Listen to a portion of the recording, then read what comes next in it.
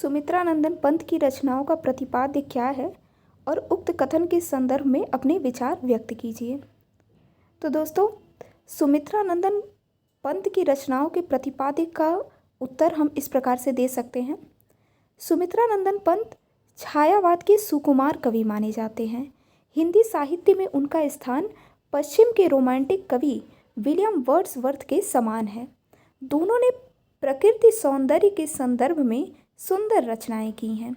हालांकि पंत ने प्रकृति के अलावा रहस्यवाद, सौंदर्यता, समाजवाद, मानवतावाद आदि के संदर्भ में भी रचनाएं की हैं। तो इस तरीके से ये हमारा इंट्रोडक्शन हो गया। फिर मेन बॉडी में क्या लिखेंगे?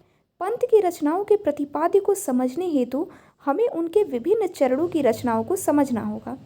पंत के काव्य के 3 प्रमुख चरण हैं: प्रकृति प्रेम, सौंदर्य, रहस्यवाद से संबंधित रचना। इसमें कौन कौन सी रचनाएं हैं? वीणा, ग्रंथि, पल्लव। तथा समाजवाद से प्रभावित रचनाएं हैं युगवाणी, युगांत, ग्राम्या।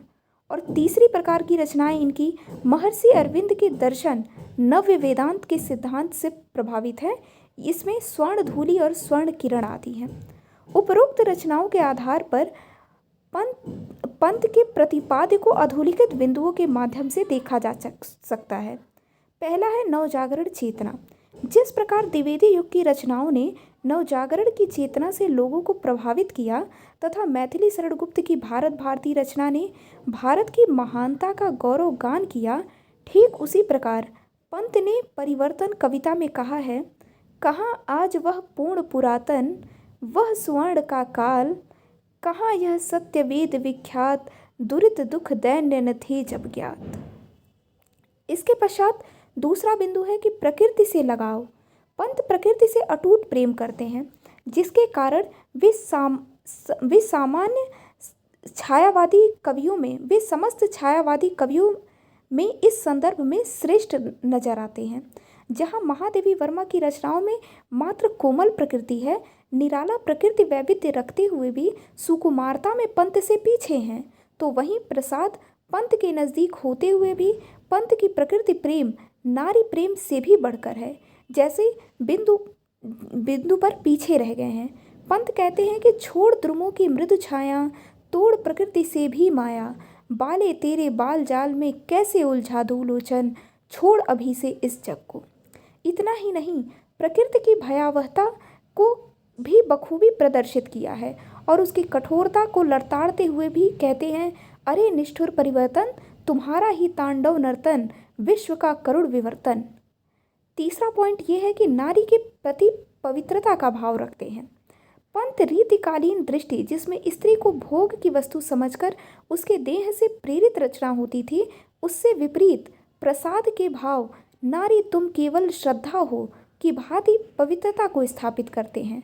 वे कहते हैं कि तुम्हारे छूने में था प्राण, संग में पावन गंगा स्नान, हास में सैसों का संसार, सरल भौहों का आकाश। फिर चौथा पॉइंट है कि जीवन दर्शन। पंत अपनी कविताओं के अंत में प्रायः दर्शन के बिंदु पर पहुंचते हैं। उनका दर्शन नव्य वेदांती था, जो स्वामी विवेकानंद व टैगोर से प्रभावित था। इसमें महर्षि अरविंद का भी प्रभाव देखा जाता है। वे सर्व खलु इदम ब्रह्म तथा ईशावास्यमिदम को आधार बनाकर सृष्टि के अंश में जीव की सार्थकता व अमरता को स्वीकारते हैं और कहते हैं कि मैं भूल गया अस्तित्व ज्ञान, जीवन का यह शाश्वत प्रमाण, करता मुझको अमृत दान। इस प्रकार हम ये स्पष्ट है कि पंत की रचनाओं का प्रतिपाद वैविध्यतापूर्ण है, जिसमें प्रकृति का अनुपम चित्र मुग्ध रूप से उपाचित है।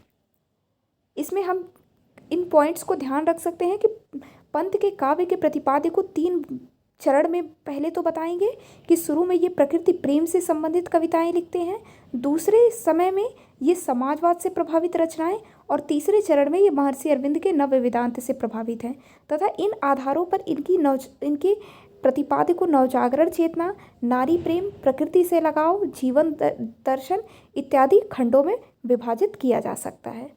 Thank you.